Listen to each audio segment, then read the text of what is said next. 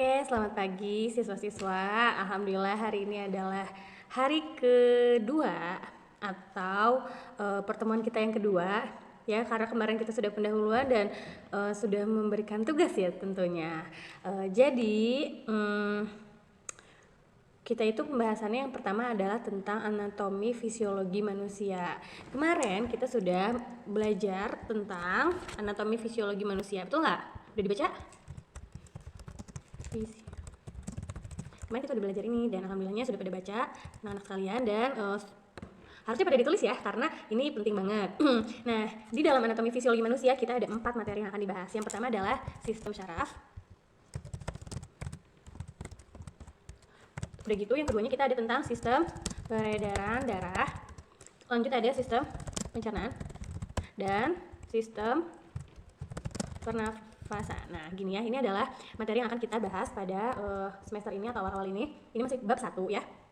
Kemarin kita sudah mempelajari tentang anatomi fisiologi manusia. Pengertiannya itu apa, anatomi itu apa, fisiologi itu apa, dan anatomi fisiologi manusia itu apa sudah dipelajari pada minggu kemarin dan sudah pada dicatat ya. Nah, hari ini Ibu akan membahas tentang sistem saraf pada manusia. Nah, apa aja sih? Apa sih saraf tuh? Pasti kalian juga baru pada tahu ya dan sering dengar, cuman fungsinya tuh apa masih belum kebayang, mungkin ya. Nah, sistem saraf tubuh pada manusia itu dibagi menjadi 2. Nih, ada yang namanya sistem saraf pusat, SSP, dan ada yang namanya sistem saraf tepi, ya. Nah, nanti sistem saraf tepi pun dibagi menjadi 2. Ada yang sadar, ada yang tidak sadar, ya, tidak sadar. Nah, yang tidak sadar itu nanti dibagi 2 lagi. Ada yang simpatik dan parasimpatik. Kita balik dulu ke sistem saraf ya. Nah, di sistem saraf ini ada organ yang mengaturnya. Namanya adalah otak dan sumsum tulang belakang ya. Jadi, sistem saraf ini yang mengatur seluruh gerakan atau seluruh aktivitas dari sistem saraf ini adalah otak dan sumsum tulang belakang. Fungsinya adalah sebagai pusat koordinasi untuk segala sesuatu gerakan kita yang kita laksanakan setiap hari. Misalnya kita bicara, kita ngobrol, kita bergerak ke sana ke sini, itu yang merencanakan adalah otak ya. Nah, otak itu dibagi menjadi 2. Ada otak kanan dan otak kiri ya. Fungsinya adalah otak kanan itu yang ini kita mengatur seluruh aktivitas gerakan dari otak kiri kita dan kebalikannya otak kiri kita mengatur aktivitas di di seluruh organ yang kanan kita ini. Nah, di sini Ibu udah cari, ini adalah otak manusia. Nih. Jadi otak itu kayak gini ya bentuknya ya. Mungkin suka lihat ya di film SpongeBob, otaknya dikeluarin. Nah, seperti ini ya otaknya. Otak itu ada berliku-liku ya. Ada gerakan-gerakannya juga ya. Nah, otak itu kalau misalnya dilebarin itu dia gede banget, tapi dijadiin kecil, tipis dan berliku-liku kecil gitu ya. Nih, segede gimana ya? Segede gini lah ya otak itu. Nah, otak itu ada bagi 2 ya, ada otak besar dan ada otak kecil ya, nggak ada otak udang. Nah, otak besar itu terbagi juga menjadi sebagian nih. Ada frontal lobe atau lobus frontalis. Lobus frontalis itu yang di sini nih, ya, di sini. Makanya kan suka disayang-sayang di sini atau lagi pusing megang ini. Kenapa? Karena di sini adalah koordinasi pengendalian gerakan otot. Nah, buat berpikir, buat belajar, buat beraktivitas, memori itu adanya di sini ya. Jadi kalau misalnya kalian lagi ujian, coba diginiin kepalanya ya, diusap-usap, aduh apa ya, supaya ingat kembali gitu ya. Yang kedua ada parietal lobis. Ini berarti di sini ya, di atas ini. Nah, ini adalah pusat rangsangan ya terhadap panas dan dingin, terhadap sentuhan juga. Nah, di sini ada terhadap tekanan juga di sini ya pusatnya. Pusat rangsangan dari panas, dingin dan lain-lain di parietal lobis ya atau lobis parietal. Nah, yang di belakang ini ada occipitalis lobe di sini ya. Lobis occipitalis ya. Lobis occipitalis itu dia adalah pusat dari penglihatan. Makanya kalau ada apa-apa di dalam di dalam otak bagian belakang ini biasanya suka ada kebutaan. Misalnya kecelakaan ya amit-amit ya yang terkena itu belakang sini. Ya biasanya penglihatannya itu jadi terganggu atau jadi kebutaan. Kalau misalnya kepala yang di sini bisa jadi dia amnesia atau lupa ingatan ya. Nah, di bawahnya, di bawah otak bawah ini yang dekat-dekat telinga sini ada namanya temporal lobis atau lobis temporalis. Lobis temporalis ini di sini ya adalah pusat dari pendengaran. Jadi segala rangsangan-rangsangan pendengaran itu adanya di sini temporal lubis atau lubis temporalis. Nah, itu ya. Selanjutnya ada lagi yang namanya otak kecil atau cerebellum ya. Ini adalah koordinasi kegiatan lokomotor tubuh antara lain pengaturan otot, posisi dan keseimbangan tubuh. Jadi otak besar itu namanya cerebellum ya, yang besar. Otak yang kecil itu namanya cerebellum ya. Cerebellum sama cerebellum ya, itu harus dihafal ya. Dan ada juga namanya sumsum tulang belakang, medula oblongata, itu biasanya buat pengatur keseimbangan tubuh gitu. Itu tentang otak dan tentang sistem saraf pusat. Nah ini ya, jadi sistem saraf pusat itu yang bekerjanya atau yang berperanan penting itu adalah otak dan sumsum tulang belakang. Nah, sistem saraf itu dibagi menjadi dua, ada sistem saraf pusat dan sistem saraf tepi. Kalau sistem saraf pusat itu adalah sistem saraf yang sadar, yang tadi yang kita ini ya, dia sadar, semuanya pengaruhnya semuanya di otak ya. Jadi koordinasi apa-apa itu di sistem saraf pusat, yaitu di otak. Nah, ada lagi sistem saraf tepi ya. Sistem saraf tepi itu dibagi menjadi dua, ada yang sadar, ada yang tidak sadar. Kalau sadar itu kita berjalan, kita ngomong, kita nulis, kita minum, kita makan, itu sadar. Nah, jadi kalau sistem saraf otonom itu dia itu segala sesuatu aktivitas yang tidak sadar. Contohnya adalah ketika pupil mata membesar dan mengecil, kita bernafas, kita berkedip, terus peristaltik dari usus, peristaltik dari saluran pencernaan, terus keringat ya, air mata dan lain-lain ya. Itu kan sesuatu hal yang tidak bisa kita hentikan ya, misalnya kayak misalnya jantung kan kita nggak bisa ngentiin, kamu berhenti dulu ya, nanti berdetak lagi, nggak bisa gitu kan. Jadi itu adalah gerakan yang tidak sadar atau otonom ya, itu namanya. Nah, yang otonom juga dibagi menjadi dua. Kenapa sih dibagi-bagi lagi ya? Jadi yang sistem saraf tidak sadar itu nama lainnya, itu namanya otonom. Ya, ini juga dibagi menjadi dua. Ya, apa aja dua itu? Yang pertama ada yang namanya simpatik dan parasimpatik ya. Ada yang namanya simpatik dan parasimpatik ya. Apa bedanya? Nah, gini. Simpatik itu ya, itu adalah mereka berdua itu yang membedakannya adalah terhadap organ tertentu ya. Jadi terhadap organ-organ tertentu mereka tuh kerjanya kayak gimana sih? Misalnya gini ya. Kalau simpatik itu dia memacu organ, yang pertama itu jantung. Berarti kalau simpatik itu di jantung itu dia jantungnya menjadi berdebarnya lebih cepat. Itu simpatik. Satu dia apa yang itu memacu jantung ya. Jantungnya jadi lebih cepat. Ya, jantung. Ya. Yang keduanya dia meningkatkan atau melebarkan pupil mata. Berarti pupilnya matanya dilebarin. Oke ya, dilebarin. Nah, yang ketiganya dia melebarkan atau memperbesar bronkus. Berarti bronkus itu apa? Paru-paru. Jadi dia itu memacu ketiga organ ini, memacu. Yang pertama memacu jantung, memacu pupil dan memacu apa tadi? Bronkus ya. Nah, ini adalah hal yang dikerjakan atau dilakukan oleh simpatik ini ya, memacu jantung, memperlebar pupil dan meningkatkan bronkus ya. Berarti ini pada meningkat. Oke. Ya, semuanya meningkat. Nah, yang keduanya adalah parasimpatik.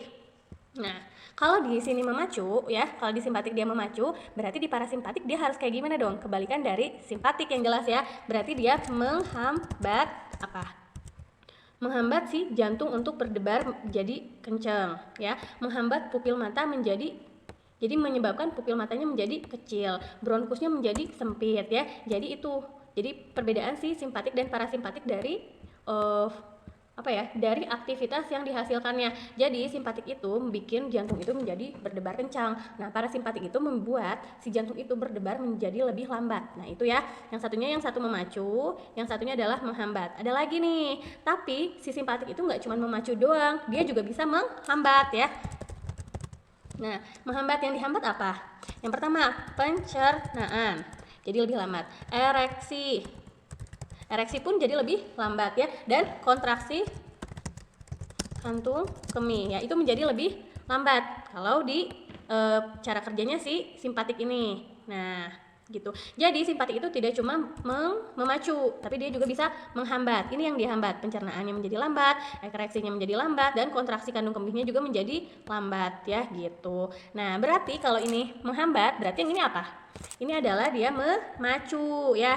Ini memacu ya, memacu. Yang dipacu apa? Kebalikan dari si simpatik tadi gitu ya.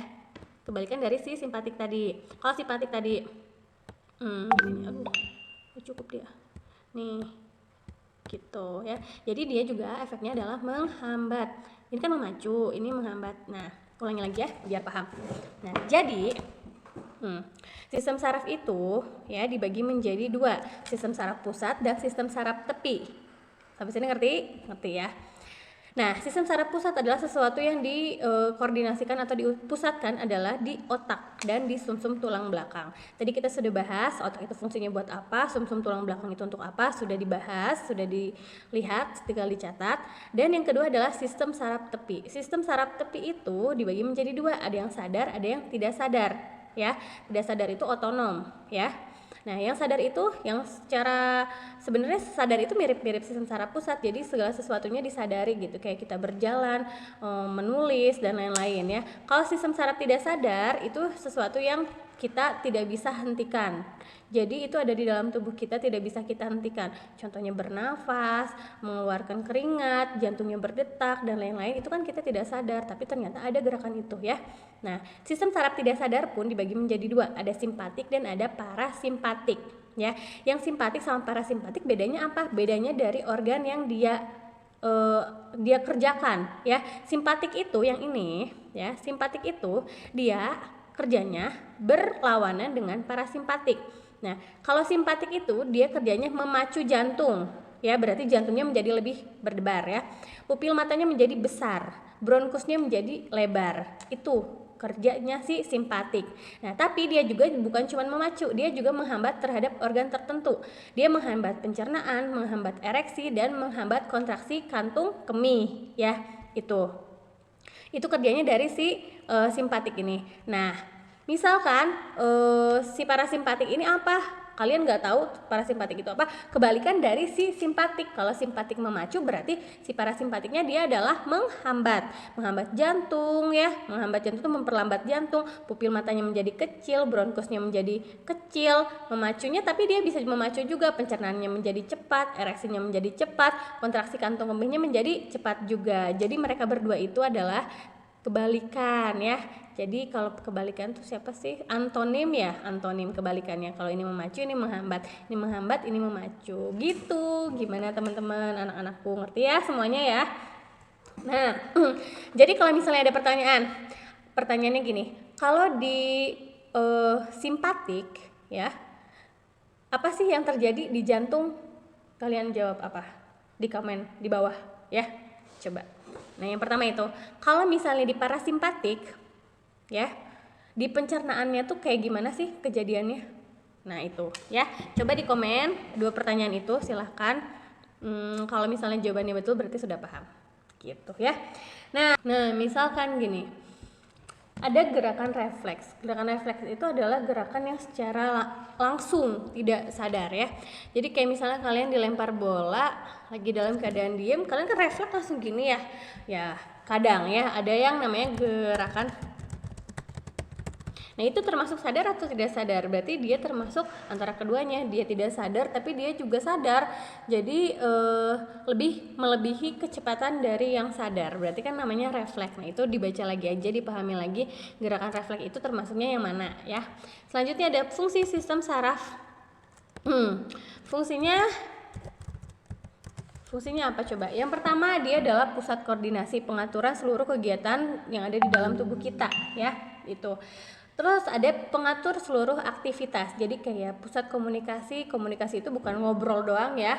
Komunikasi dari panca indera ke aktivitas yang kita lakukan. Misalnya gini. Kalian nyium bau jeruk. Berarti kan otak kalian, oh ini jeruk nih, berarti kan ada pusat komunikasi antara indera penciuman dan otak kalian. Kalian lihat sesuatu yang kotor, misalnya itu lantainya kotor, kalian ada pusat dari mata ke otak, berarti kita ada perintah buat beres-beres. Nah, itu maksudnya komunikasi adalah bukan cuma ngomong doang ya. Jadi komunikasi itu bisa dari indera ke otak kita gitu ya. Ada pengendali atau pengatur kerja, ada pengenali dan pusat tanggapan yang tadi ya, betul ya. Jadi ketika kita dapat respon sesuatu, kita kan harus ada tanggapan dari badan kita, itu harus apa sih? Nah, itu. Lanjut ya. Setelah fungsinya kita ada penyakit yang disebabkan oleh sistem saraf. Berarti penyakitnya Nah, apa aja penyakitnya? Yang pertama, mungkin kalian suka dengar tapi gak paham. Yang pertama adalah Parkinson, ya. Parkinson itu kayak gemeteran. Nah, mungkin kalian kalau misalnya praktek di lab ya lagi nulis gemeteran, itu bukan Parkinson, karena Parkinson itu dia gemeteran dalam waktu atau jangka yang lama. Jadi si ototnya itu kaku. Misal nih kalian lagi di kelas nih, kakinya gerak-gerak terus kalau lagi merhatiin. Nah, itu bisa jadi gejala Parkinson, tapi itu masih jauh banget gitu. Mirip-mirip kayak gitu gejalanya, cuman dalam jangka waktu yang lama dan emang ototnya itu kaku. Nah, itu mungkin sistem sarafnya itu tidak berfungsi dengan baik. Yang kedua, ada penyakit yang namanya epilepsi. Epilepsi itu kejang. Ya, kejang itu disebabkan karena ada pembuluh saraf ya, saraf-sarafnya itu yang tidak terberi impuls listrik. Nanti kita belajar di sistem saraf otonom yang penyakitnya khususnya banget ya. Nah, pokoknya epilepsi itu lebih mirip ke kejang-kejang. Kalau Parkinson gemeteran, kalau epilepsi kejang-kejang. Nah, kalau stroke ya, itu yang ketiganya penyakitnya adalah stroke.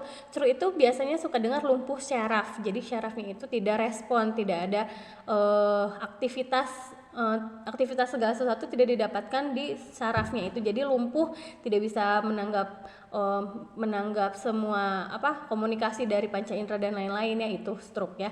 Yang terakhir adalah neuritis, yaitu radang syaraf. Jadi biasanya kalau radang syaraf itu sakit badannya semuanya pegel-pegel. Seperti itu ya, itu baru di pembahasan yang sistem saraf ini gitu ya.